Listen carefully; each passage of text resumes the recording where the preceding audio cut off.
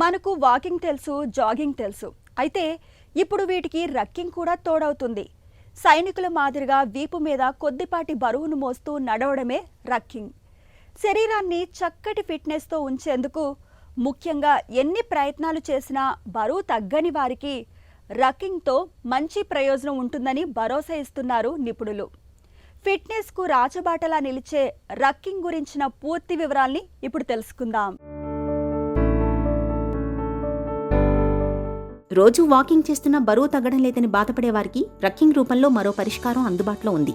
Rucking అన్న నడకే, కాకపోతే వీపుపై కాస్త బరువు ఉంటుంది. దానివల్ల క్యాలరీలు వేగంగా కరిగి మంచి ప్రయోజనం జరుగుతుందని ఫిట్నెస్ నిపుణులు చెప్తున్నారు. నిజానికి రక్కింగ్ కొత్తదేమీ కాదు. సైనికులకు ఇది సర్వసాధారణం.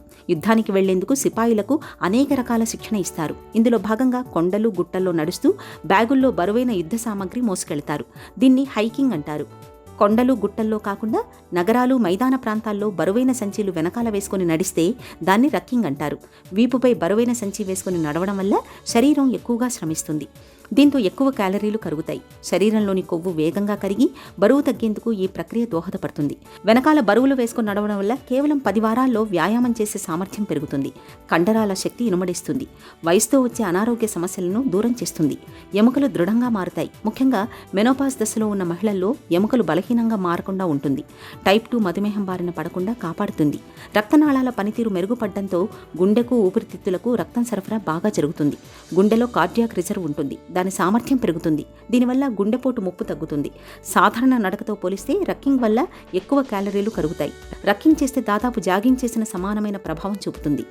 రక్కింగ్ వారానికి 2-3 సార్లు చేసినా మంచి ఫలితాలు కనిపిస్తాయి. స్నేహితులు సమూహాలతో కలిసి రక్కింగ్ చేస్తే ఉల్లాసంగా ఉంటుంది. మైదానాల్లో స్వచ్ఛమైన గాలి పీలుస్తూ బ్యాగులేసుకుని సరదాగా నడవడం వల్ల మానసిక ఒత్తిడి తగ్గుతుంది. ఇక రక్కింగ్ చేస్తున్నప్పుడు కొన్ని జాగ్రత్తలు తీసుకోవాలి. అలవాటు లేకుండా ఒకేసారి ఎక్కువ బరువుతో నడవకూడదు. మొదటి దశలో 2.5 కేజీల నుంచి 5 కేజీల బరువున్న బ్యాగ్ వేసుకుని నడవాలి. తర్వాత శరీర బరువులో 10% మోసుకుని వెళ్లొచ్చు. మొదట్లో 15 నుంచి 20 నిమిషాలు నడవాలి. మెల్లగా సమయాన్ని పెంచడం వల్ల ప్రయోజనం ఉంటుంది. మంచి షూస్ ఉండాలి. దుస్తులు కాస్త వదులుగా ఉండాలి. వెంట తాగునీరు పెట్టుకోవాలి. ఈ వ్యాయామం కోసం ప్రత్యేకంగా ఖర్చు పెట్టాల్సిన పని లేదు. సంచిలో పుస్తకాలు లేదా నీటి బాటిళ్లు, ఇసుకతో నింపిన ప్లాస్టిక్ సంచులు లేదా గులకరాళ్లు కూడా బరువు కోసం పెట్టుకోవచ్చు. బయటకు వెళ్లలేని వారు ఇంట్లో ట్రెడ్మిల్పై కూడా బరువులు వేసుకొని చేసిన ఫలితం ఉంటుంది.